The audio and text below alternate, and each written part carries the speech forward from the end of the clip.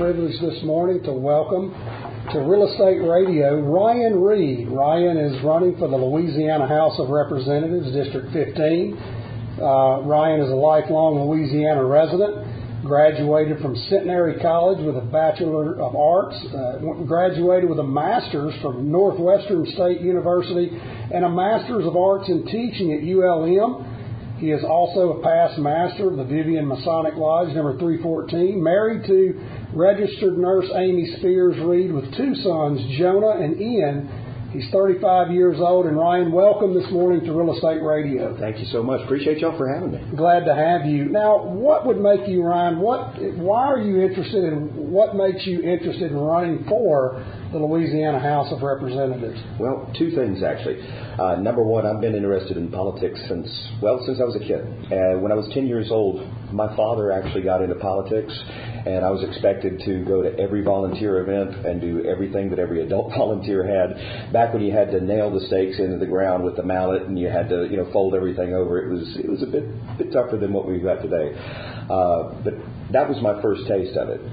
Worked on several campaigns with him, several campaigns for other candidates that as I grew and the years changed, just started to believe in those and worked on those. I eat, sleep, and breathe politics, have for many a year. But the thing that really made me want to toss my own hat into the ring were the students that I teach. My students are great. They're phenomenal. I will say, teaching business English, when they come to me, a lot of them are, way down at the bottom. They've never had a job before, most of them. Most of them are expecting handouts. They just want everything kind of done for them. But by the time they graduate, they're leaving out of there with a skill set that really any employer in any field would be lucky to have them. And I'm really proud of them, really love my kids to death. But it's hard on graduation night because, number one, I'm a sentimental softy. But number two, when they go across that stage, they're expecting a diploma and a job to be waiting on the other side. And in Louisiana, we just don't have it. Our job situation is abysmal right now because we overtax, overregulate, and if the business sticks around long enough, we just sue them. This is something to where we could make it better by lowering taxes in an attempt to try to bring more businesses in here, and hopefully by doing that, also a lot more jobs, and to give our young people more of an opportunity to stay where they want to be with their families.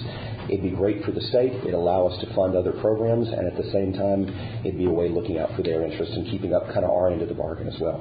Ryan, you're a teacher at West Monroe High School, I believe. You teach business and English and have for about 10 years. So, in talking to you before the show and listening to what you've been saying, you feel that, and this is a recurring problem that goes back many years. We have three great universities around here and a community college. You graduate, but there's not always a place to go to work, and we're losing these young folks to out-migration. Mm-hmm. So you're running on basically the economy, making the economy strong. You think taxes and regulation are what are holding us back? We hear that from time and time again. How do we combat that? Well, first thing we need to do, let's look at more successful states than us. And yeah, there are states that are more successful than us. Let's be honest here and just look around. We can see that people are leaving. We can see what the unemployment rate is. We can see the out-migration rate based on statistics. Let's look at states like, for instance, right next door you've got Texas, where we are at a sales tax rate highest in the nation. We're averaging, when you take the local and the state, average them together, we're looking at well over 10%. Meanwhile, you go next door to Texas, they're at 6.6% sales tax. Businesses are much, much more able to draw in customers, to keep repeat customers, to have customers spend more because of that. Not only that, they've got a corporate tax rate of about 1%. Compare that to ours, which is on a sliding scale of 4 to 7%. It's just, there's no comparison between the two. There's no wonder why Texas, 3 years running, has had one of the best GDPs of any state in the nation, and also one of the biggest population increases of any state in the nation. By lowering taxes, you draw in businesses. People follow the jobs. And by taxing that higher population at a lower rate, you're able to have more revenue for the state that's able to fix a lot of the other woes that we have, whether it be in education or trying to get more funding for law enforcement, really wherever it stands. Infrastructure, that all kind of falls into place, but it follows how much the government has its hand in people's pocketbooks, and I'd like to see it get out of there as much as possible. Right, that's an interesting thing you brought up. I've been in the real estate business for 33 years, and it doesn't matter if the interest rates are 0% or 16%. If there's no jobs, we're not going to sell any property. I know that's something that we're concerned about. But, Ryan, you're an educator, and something that's been on my mind for many years is, how do we also harness the VOTEC? How do we teach the trades? There seems to be a lot of opportunities for tradesmen. Is that something that the legislature could get involved and help in that area as well? I think that they already are making some steps to that, and I definitely give them props for that. That's just really... A lot of the students that I work with go through the VOTEC system. A lot of them already training in high school to go ahead and get certifications. By the time they graduate, in 6 months to a year's time, they're pulling down a lot more money than I am as a teacher because they're able to get that training. Now, we've got great programs here. Even some of the high schools are just forging ahead and doing their own. For example, my own West Monroe High School, I hate to brag on myself, but like I had a hand in it, it was the school, but they've recently built an entire Magnatech building designed for STEM projects. Science, technology, engineering, mathematics, all covered in one unique building all to itself. It's really a phenomenal program, and I'm wanting to see that expanded upon because the young people are really responding to this. They're really wanting to get engaged with this, and it's providing them with skills that are useful outside of these four walls of the classroom. It's allowing them something to take into the real world. The only catch is, are we going to continue to provide them with the jobs that are out there in these trades? Or are they going to keep having to go next door to Texas? They're going to head to North Dakota, Nevada, wherever it may be. We want to keep as many of them here as possible because, well, number one, it'd be great to have the tax revenue. But number two, most people want to stay with their families. They want to stay where they know to be home. I know that I did, and I hope that my kids can be as proud of this state when they grow up. I hope that they're as proud of it as I've been. But as it stands right now, I'm going to be honest, it's hard for me to blame anybody who wants to get out of here and go to the next place over. The grass may really be greener on the other side simply because of how we've handled our business. It's all about jobs. Ryan, you mentioned that. I know if you are able to win this election and get into the House of Representatives, one of the things you're going to be battling, and I'm sure you're aware of this, is funding. I've been with a realty group for a long time, the Realtor Group, and we visit every February with our northern delegation of legislators from Baton Rouge, and every year we hear the same thing. And I'm not throwing shade on them, just stating a fact. And this is a battle that they have to fight, and you'll have to fight. Certain monies are earmarked for certain things, and they can't be changed. And it seems like every time cuts have to be made, it's education, higher education, and health care.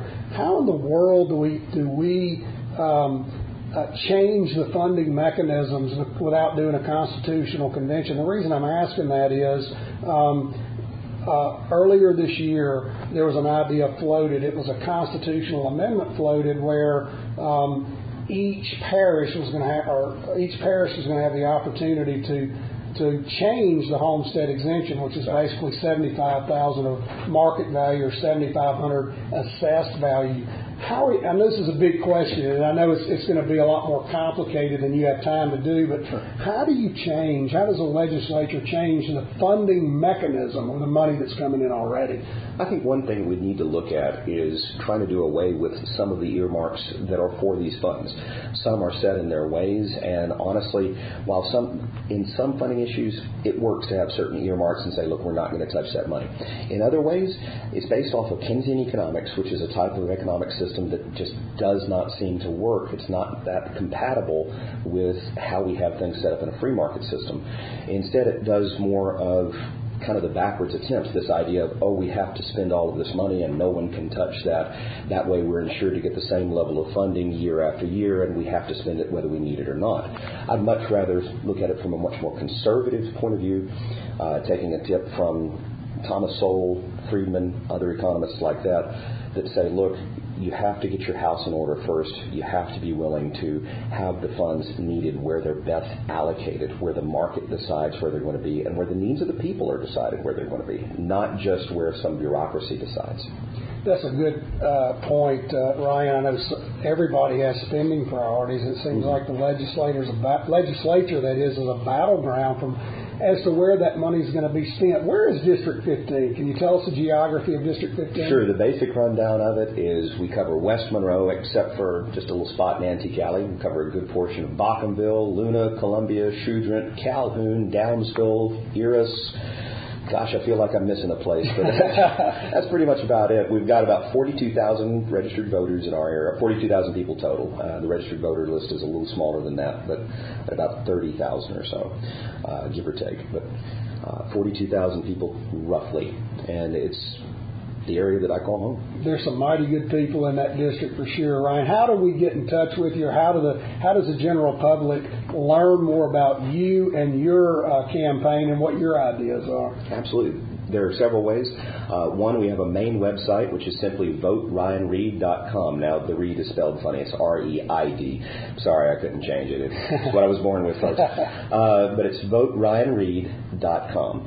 Also, we have social media. You can check us out on our Facebook page. It's just simply facebook.com/voteryanreid. And if you ever need to get in contact with me, if you want to ask me some questions just individually, I always check the email. Takes me, a few hours maybe to get to you if I'm in a class or something, but it's simply voteryanreid@gmail.com. Well, Ryan, we appreciate you taking the time to come to Real Estate Radio and lay out what your plans are. And I know they're a lot more in-depth than what we can do in 12 minutes. But, folks, if you want to learn more about Ryan and his plans for the state, that's Vote Ryan, R-Y-A-N, Reid, R-E-I-D.com. Ryan, thank you so much for coming by. Thank you so much. Appreciate it. Take care, everybody.